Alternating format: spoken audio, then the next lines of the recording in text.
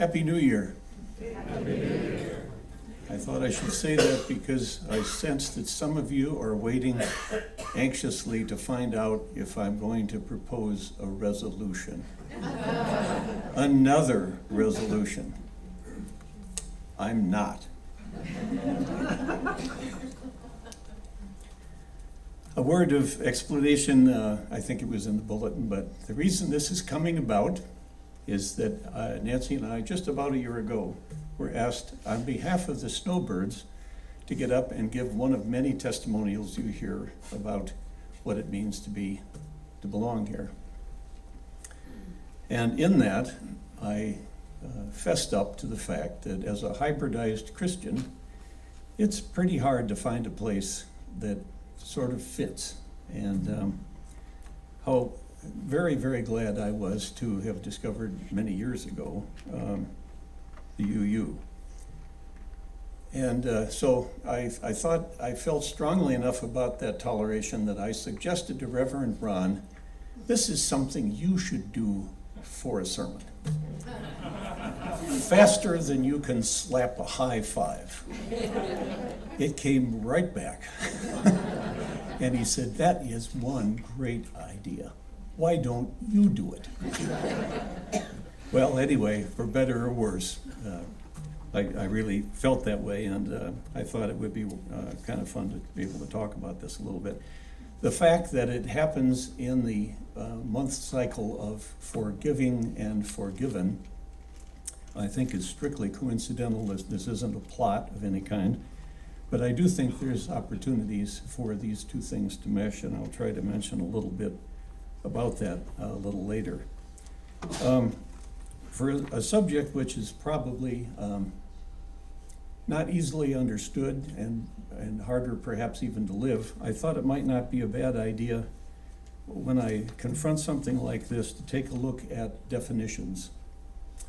And I also like to think about how the word is used commonly. I mean, how we go about using the word tolerance.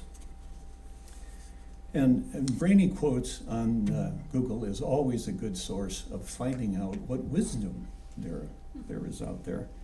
So I kind of like to think about folk wisdom. So just to give us some form of orientation, you during the meditation had thought about perhaps incidents in your own life regarding this, but I thought it might not be a bad idea to just kind of go through a few of these.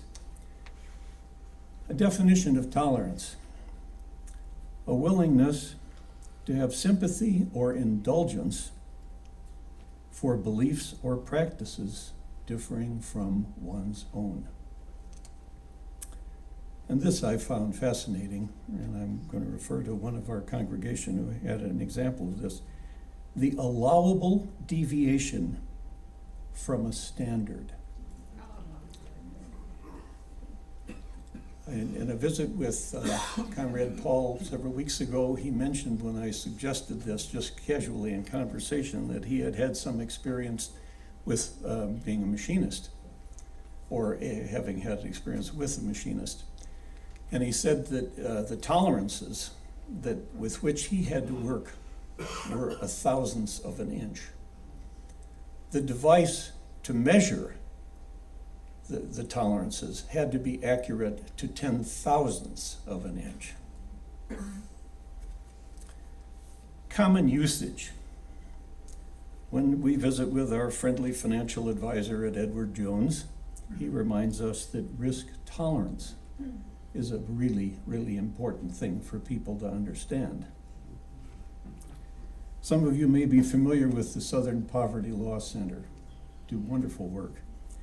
They publish something called Teaching Tolerance, and I believe it's available to classroom teachers, probably free of charge or for very little cost. But it sort of got me thinking about how we learn tolerance. I think a lot of it has to do with experience. A lot of it has to do with role models. There's just, but as we were asked to think about tolerance when John kindly read or invited us to meditation, that's kind of what I was thinking about, where it was that you learn it. There's a zero tolerance policy for bullying in the schools. long overdue, but it is now pretty widely accepted, and they're pretty much on record as saying there is zero tolerance for it. And it was interesting on the news the other night when people were looking forward to New Year's Eve, that there was a bulletin on the evening news saying, if you're driving on New Year's Eve, you'd better not get stopped and have more than 0.8% blood alcohol level, because that's exactly where there will be no tolerance. I thought that was kind of interesting. This has obviously been an issue for a long time, because among the quotes, I found one from Voltaire. What is tolerance? It is the consequence of humanity. We are all formed of frailty and error. Let us pardon reciprocally each other's folly. That is the first law of nature. John had on the screen the golden rule, and a wonderful way that that's phrased is the ethic of reciprocity. Isn't that a beautiful, beautiful way to phrase that? The ethic of reciprocity. John Fitzgerald Kennedy says, tolerance implies no lack of commitment to one's own beliefs. Rather, it condemns the oppression or persecution of others.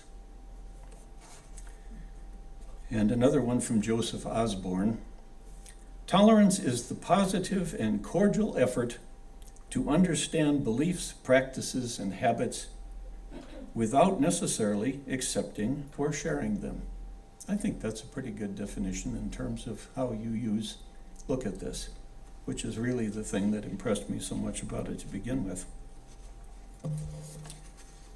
I have everybody has to relate to experience, so I'm going to save that, and I'm going to ask if we could just have a moment of musical interlude, and then I'll finish up with a little personal experience.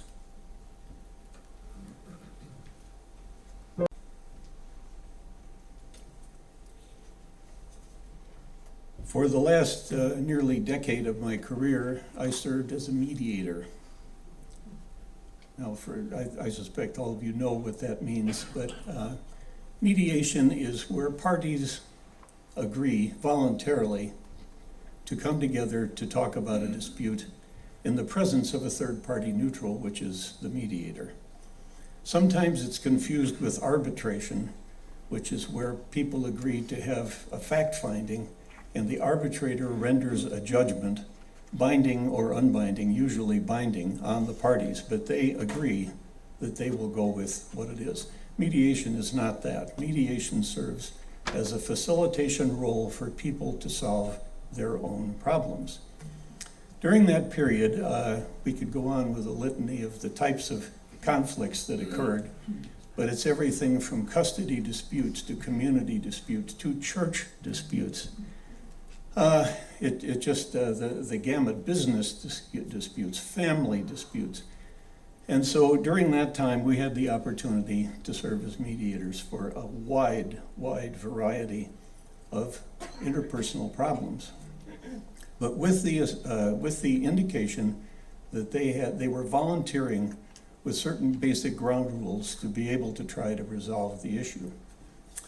Interesting point, no matter what the dispute, no matter what kind it was, before you could get to the presenting problem, there was the perception in almost every single one of them of a lack of respect. That was really the thing that in many, many, many cases was really the issue that needed to be contended with.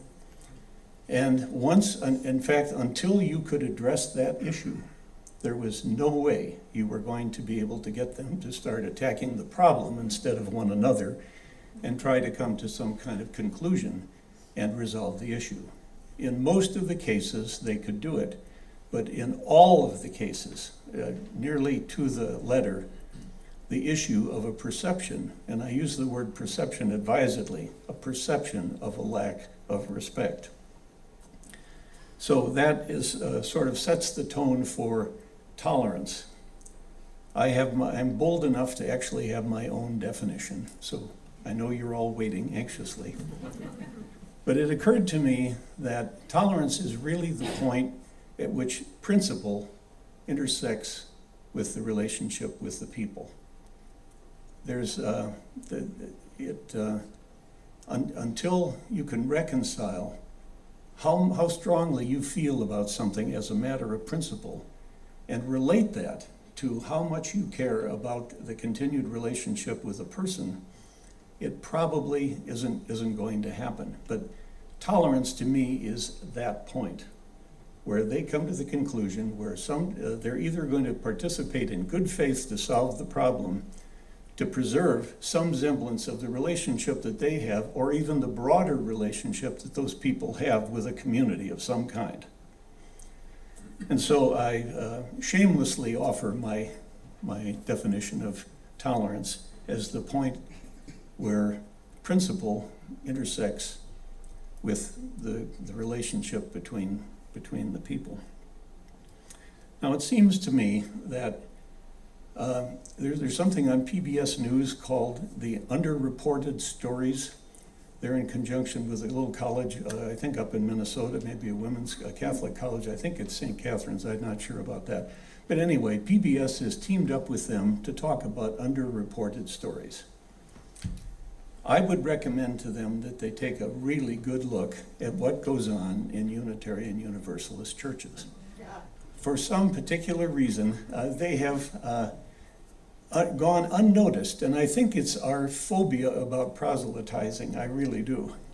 I think we want people to want to be with us and to come to their own conclusions. But if you want a model of how people of vastly different, strongly held beliefs can get along, I think this is a really, really good place to look. And I'm going to be bold enough to suggest that they start doing that. Because we have a long history, and admittedly we're not large in numbers, but I think we're successful in terms of how we go about that.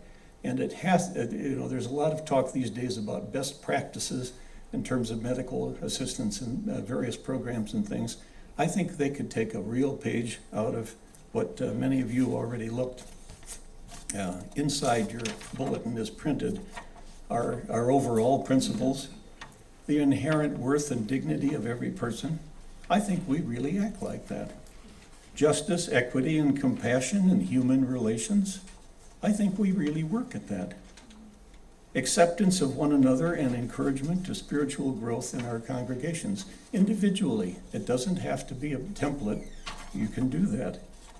And our covenant of right relations. Honor our diversity.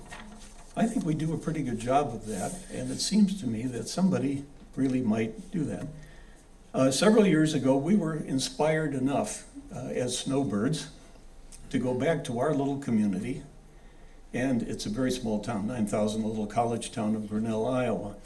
But we thought, why don't we see if we can get a fellowship going here? And so we put some kind of, if I do say so myself, clever ads in the paper to see if we could stir up a little bit of interest about it. And surprisingly enough, we had about 25 or 30 people come to a meeting, and this was a kind of regional thing, but for a town of 9,000 folks, even with the college there, it was really kind of a surprise that we had that many. Well, over the last 4 or 5 years, it's sort of stabilized at about 15 regular people, and there's a broader group that's interested, but on any given, every other Sunday we meet, there are about 15 people. But this congregation was really sort of the model for how that whole thing went.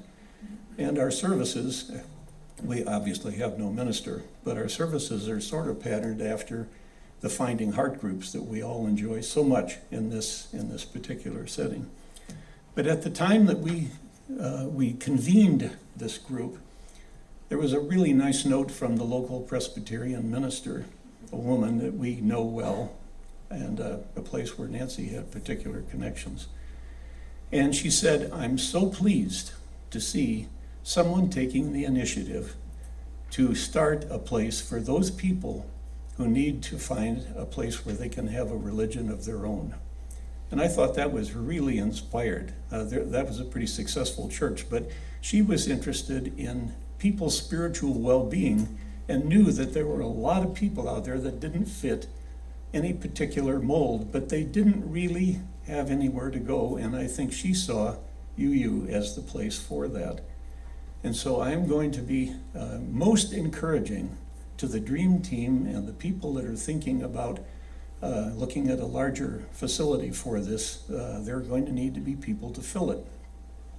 And I think we should be shameless in how we go about talking about the fact that this is a place for many people who are out there, who are just like us, and they had no knowledge of the fact that there is a place where they can go. And they're probably so traumatized by formal liturgies and expectations and curses and heaven only knows what else, that they don't even want to try. But I really, really believe we could provide a terrific service for people who are indeed in some flux with some fragment of whatever it was that they had before, who are searching, looking for other people, and who find huge tolerance among a group of people like this. I've been instructed that I am to do the celebration of guests. So at this point, is there anyone here who is a guest today? And John will be happy to give you the microphone if that is the case.